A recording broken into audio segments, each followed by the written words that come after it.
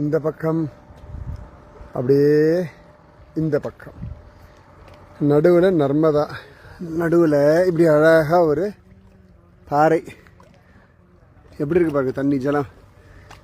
இந்த பாறைக்கு நடுவில் ஒரு அழகான கோவில், பாணேஸ்வர் அப்படின்னு சொல்லி இவருடைய கோவில். நடுவில் ஒரு பாறை, இந்த பாறையில் ஒரு சிவலிங்கம். அந்த சிவலிங்கத்தை பாணாசுரன் அவன் பூஜை பண்ணியிருக்கான். பாணாசுரன் யார் தெரியுமா? கிருஷ்ணனோட சம்பந்தி. அவன் பூஜை பண்ண சிவலிங்கம். நான் உங்களுக்காக நர்மதா ஜலத்தை இங்கே அபிஷேகம் பண்ணுறேன்.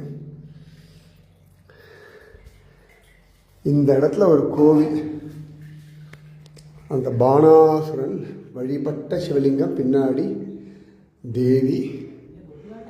நல்ல மழை வரும் பொழுது நர்மதாவில் இந்த கோவில் மூழ்கி போயிடும். இது பாருங்க, இந்த பக்கம் நர்மதா, நர்மதா, நர்மதா. ஸோ இந்த கோவிலை நான் இப்போ பிரதட்சணம் பண்ணுறேன்.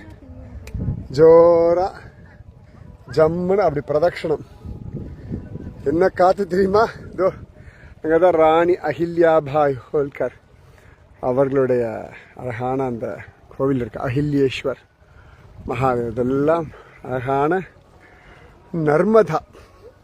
போட்டில் தான் இந்த இடத்துக்கு வர முடியும். நாங்கள் போட்டில் தான் வந்திருக்கோம். இது வரைக்கும் கரெக்டாக இன்பிட்வீன் கோவிலோட அந்த பக்கம் இந்த பக்கம் நடுவில் அந்த கோவில்.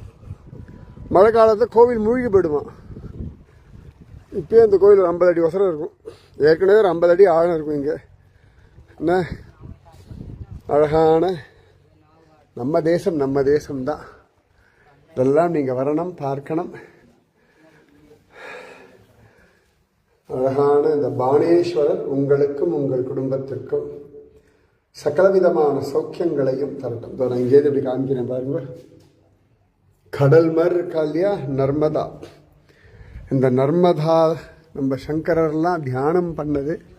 இந்த நர்மதா பரிக்கிரமா கிட்டத்தட்ட 3000 கிலோமீட்டர். அவ்வளோ அழகா நர்மதா உற்பத்தி ஸ்தலத்துலேருந்து கடலை சேர வரைக்கும் அப்படியே சுற்றி இந்த கரையாக போய் அந்த கரையாக அப்படி